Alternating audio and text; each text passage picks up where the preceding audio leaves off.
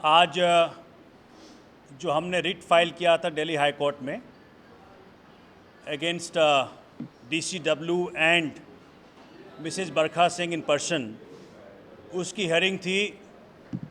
Hearing के दौरान DCW और चेयरपर्सन की वकील जो थी, उन्होंने कोर्ट को इन्फॉर्म किया कि DCW ने प्रोसीडिंग्स को ख़त्म कर दिया है। जो प्रोसीडिंग्स DCW ने कुमार विश्वास के ख़िलाफ़ स्टार्ट किया था, उसे उन्होंने ख़त्म कर दिया है। ये हाई कोर्ट में काफ़ी आर्गूमेंट्स होने के बाद इन्होंने ये बात एडमिट की। उनको खतरा था कि ऑनरेबल हाई कोर्ट DCW के अगेंस्ट ऑब्जर्वेशंस देंगी। इसके एवज़ में उन्होंने कहा कि हमने ये प्रोसीडिंग्स बंद कर दिया है और वो चाह रहे थे कि ये केस ख़त्म हो जाए। लेकिन जब हमने ऑनरेबल कोर्ट से कहा कि जो एक कॉन्स्टिट्यूशनल पोस्ट को होल्ड करके प्रेस कॉन्फ्रेंसेस करके जो डॉक्टर कुमार विश्वास का और उनके परिवार का, उनके बच्चों का जो मानहानि हुआ है, उसका क्या होगा, उस पॉइंट के ऊपर ऑनरेबल हाई कोर्ट ने जब DCW और चेयरपर्सन की वकील से पूछा तो उन्होंने कहा कि जी हम कुछ नहीं कह सकते। इस पर ऑनरेबल हाई कोर्ट ने उनको 2 सप्ताह का वक्त दिया और कहा कि आप जो रिट है उसका रिप्लाई फाइल करें। इसमें चर्चा के दौरान ये बात निकल के आई कि क्वासी जुडिशियल बॉडी की चेयरपर्सन होने के नाते, जबकि उनको किसी मुद्दे का फैसला लेना है, उस पर फैसला करना है, तो कैसे वो कंप्लेनेंट के साथ बैठ कर के अपने पोजीशन को मिसयूज़ करते हुए, एब्यूज़ करते हुए प्रेस कॉन्फ्रेंस कर सकते हैं। ये बात खुल के वहाँ पे आई। इस पर कोर्ट बहुत गंभीर था और ये इसमें और एक बात निकल के आई कि जितने भी दिल्ली कमीशन फॉर वुमेन के जो रूल्स हैं, जो कंप्लेंट हैंडलिंग पॉलिसी है, इसमें साफ साफ कहता है कि कम से कम 15 दिन का समय आपको देना पड़ेगा। यहाँ की डॉक्टर कुमार विश्वास के केस में 30 अप्रैल 2015 को उन्होंने नोटिस इशू कंप्लेंट एंटरटेन किया और 5 मई को उन्होंने कहा कि भाई आप अपियर हो जाएं। ऐसी क्या जल्दी आन पड़ी थी कि 15 दिन का जो स्टैट्यूटरी पीरियड आपके ही कंप्लेंट हैंडलिंग पॉलिसी के अनुसार है, आप उसको 5 दिन में रिड्यूस कर दिया। उसके बाद DCW का कंप्लेंट हैंडलिंग पॉलिसी ये भी कहता है कि भाई जब भी कोई मैटर अगर पुलिस के पास चला जाए या मेडिसिन सेंटर के पास चला जाए तो वो मैटर्स DCW एंटरटेन नहीं करेगी। यहाँ पे सबको मालूम था कि जो केस उस वक़्त था, उस महिला ने पुलिस के पास एक लिखित रूप में 1 अप्रैल 2015 को बाकायदा ये बताया कि फेसबुक के ऊपर 4 आदमियों का नाम लेके बताया कि 4 आदमियों ने उनका फ़ोटो एक अपलोड करके उनके खिलाफ़ आपत्तिजनक शब्द कहे हैं।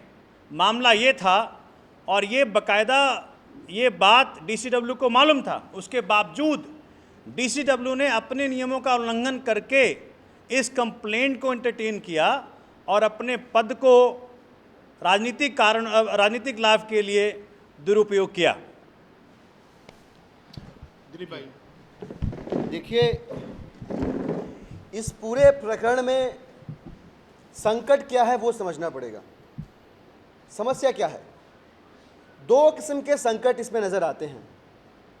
पहला संकट ये कि स्थापित राजनीति में जिस तरीके से अब तक संवैधानिक, अर्ध संवैधानिक संस्थाओं का, पदों का दुरुपयोग राजनीतिक कारणों से होता रहा है, ये बड़ा प्रश्न है कि क्या वो ठीक है, क्या वो सही है, क्या वो सब कुछ वैसे ही होते रहना चाहिए। हम बात कर रहे हैं दिल्ली कमीशन ऑफ वुमेन की, पर इसी परिपाटी में अगर आप इस फलक को और बढ़ा कर देखें तो आज की तारीख में DCW तो बनाई हुआ है पॉलिटिकल टूल। आप LG ऑफिस का उदाहरण देख लीजिए, वो भी पॉलिटिकल टूल बना हुआ है। आप दिल्ली पुलिस का उदाहरण देख लीजिए, वो भी पॉलिटिकल टूल बना हुआ है। संकट यहाँ पे साथियों ये है कि क्या इस प्रकार के संवैधानिक असंवैधानिक संस्थाएं राजनीतिक औजार बन के राजनीति के सबसे न्यूनतम स्तर पर जाके और राजनीति में जो प्रतिद्वंदी हैं, आपके जो आपके कॉम्पिटिटर्स हैं, उनके खिलाफ इन सारे टूल्स का इस्तेमाल करना ये जायज़ ठीक है, जायज़ बात है, सही बात है, ठीक बात है या नहीं, ये चिंतन का विषय है, ये हमारे विमर्श के केंद्र में होना चाहिए। एक बात। दूसरी बात, हम किस किस्म की राजनीति करने आए हैं, ये भी एक महत्वपूर्ण प्रश्न है। एक फ्रिवलस कंप्लेन होती है, उस कंप्लेन से कुमार विश्वास का कोई लेना देना नहीं है। एक तीसरी महिला किसी चौथे व्यक्ति पे आरोप लगाती है और कोई पांचवा व्यक्ति बरखा सिंह जी आती हैं और कहती हैं कि नहीं, इसमें पहला व्यक्ति कुमार विश्वास आए और वो सफाई दें कि उनका इससे कोई लेना देना नहीं है। ये तो ऐसा ही हुआ कि मैं यहाँ बैठा बैठा कहूँ कि सामने वाले जो कैमरामैन है, भाई साहब, इनके घर में कोई रहता है जिससे मैं इत्तेफाक नहीं रखता, और वो जाके अब सफाई दे पब्लिक में। ये अपने आप में तर्क संगत नहीं है, कहीं से भी लॉजिकल नहीं है, फिर भी इस कंप्लेन को एंटरटेन किया जाता है। इसके परिणाम क्या होते हैं? इसके परिणाम ये होते हैं कि समाज में रहने वाला, सम्मानजनक तरीके से जीवन यापन करने वाला, विधि सम्मत संविधान सम्मत नागरिक, उसका अपना व्यक्तिगत जीवन तार तार होता है। वो व्यक्तिगत स्तर पर टूटता है, मानसिक स्तर पे वो परेशान होता है। उसके घर में उसकी पत्नी, उसके बच्चे सब अपने अपने सामाजिक प्रभाव क्षेत्र में उपहास का शिकार होते हैं, बेइज्जती का शिकार होते हैं। क्या स्थापित राजनीतिक दल, क्या कांग्रेस पार्टी, क्या भारतीय जनता पार्टी इस किस्म की ओछी राजनीति करती आ रही हैं? ये ठीक है? ये देश की जनता के मन में, हमारे मन में, दिल्ली की जनता के मन में एक महत्वपूर्ण प्रश्न है। इन दोनों प्रश्नों के जवाब के रूप में हमारी अपेक्षाएं बहुत थोड़ी सी हैं कि इन सारे संवैधानिक और असंवैधानिक जो संस्थाएं हैं, इनका राजनीतिक इस्तेमाल नहीं होना चाहिए। फैक्ट के बेसिस पे ये सारे अपने बायलॉज बने हुए हैं, इनके अपने कानून बने हैं, इन संस्थाओं की फंक्शनिंग के लिए स्टैंडर्ड ऑपरेटिंग प्रोसीजर डिफाइंड है। उस हिसाब से इन संस्थाओं को काम करना चाहिए और राजनीति कभी भी व्यक्तिगत स्तर पे उतरकर किसी भी राजनेता के प्रतिद्वंदी के पर्सनल लाइफ को शैटर करने की कोशिश न करे। ये दो हमारी न्यूनतम अपेक्षाएं हैं अपने पॉलिटिकल कॉम्पिटिटर से, बीजेपी से और कांग्रेस से। Thank you very much.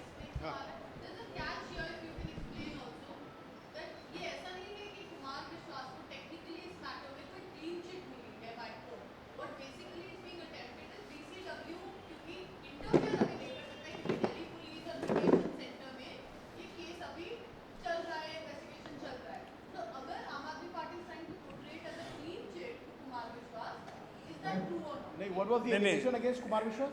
The allegation was that he basically has to deny to the victim. The allegation, that's not the allegation. मैं बोलता हूँ। नहीं, मैं बोलता हूँ आपको। देखिए, जो पुलिस के पास मामला है, वो कंप्लेंट क्या है? वो कंप्लेंट महिला ने ये दर्ज किया है कि ये नाम दे के दर्ज किया है, 4 लोगों के नाम लिए हैं और कहा है कि इन 4 लोगों ने मेरे को अननेसेसरली डॉक्टर कुमार विश्वास से लिंक किया है, इन 4 के खिलाफ एक्शन लिया जाए। उन महिला ने कभी भी ये नहीं कहा कि डॉक्टर कुमार विश्वास पे कोई एलिगेशन है। ठीक है, यही कंप्लेंट है पुलिस के पास। ये जो एक दूसरे तरह का पिक्चर दिखाने का प्रयास कर रहा था, ये एजेंसी का नाम है DCW, और वो इसलिए हो रहा था कि बरखा सिंह जी राजनीतिक कारणों से कर रही थी, और कहीं पे कोई कंप्लेंट ऐसा नहीं है जिसमें कि डॉक्टर कुमार विश्वास के खिलाफ कुछ कहा गया हो। ठीक है जी, तो जैसे ही But where's the allegation? What is the allegation? Who has it? There's no, the girl has not alleged anything against him. She just wanted Kumar Vishwas. But there's no Again. allegation, na? What? So No allegation of violence. So DCW chairperson ने DCW के let down procedures के खिलाफ ऐसा complaint entertain किया और अपने ही let down procedure को उन्होंने वायलेट किया। आज उसी को देखते हुए उन्होंने अपने साख रखने के लिए इसको विड्रॉ कर लिया, लेकिन हमने ये इस पे बात नहीं मानी। हमने कहा जी कि ये जो गलती हुई है DCW से, जिसको वो मान रहे हैं, उस पे हम आगे जाएंगे। जो उन्होंने प्रेस कॉन्फ्रेंसेस करके, एक क्वासी जुडिशियल ऑफिसर कैसे वो प्रेस कॉन्फ्रेंस कर सकते हैं? भाई कंप्लेनेंट ने कोई कंप्लेंट किया, पहले तो वो एंटरटेनमेंट ही गलत था, जब आपने डिटेन भी कर लिया तो बगैर किसी दूसरे पक्ष को जाने आप प्रेस कॉन्फ्रेंसेस करके किसी का मानहानि करते हैं, उसका क्या होगा? उसी के ऊपर ऑनरेबल हाई कोर्ट ने 2 सप्ताह का समय दिया है और रिप्लाई फाइल करेंगे, उसके बाद हम उसको आगे देखेंगे। जवाब देखने के बाद भाई पहले वो जो जवाब फाइल करेंगी उस जवाब के कंटेंट के बेसिस के ऊपर हम फैसला लेंगे। ओके।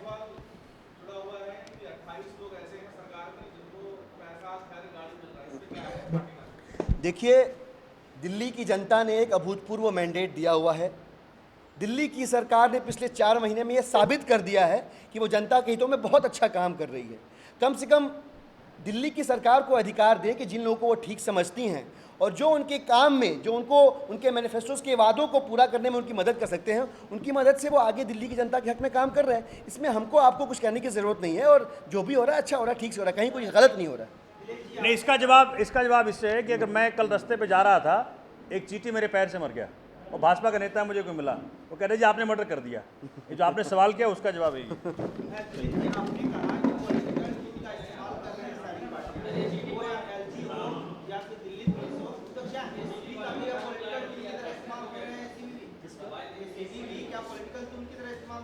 नहीं, मैं ये कह रहा हूँ कि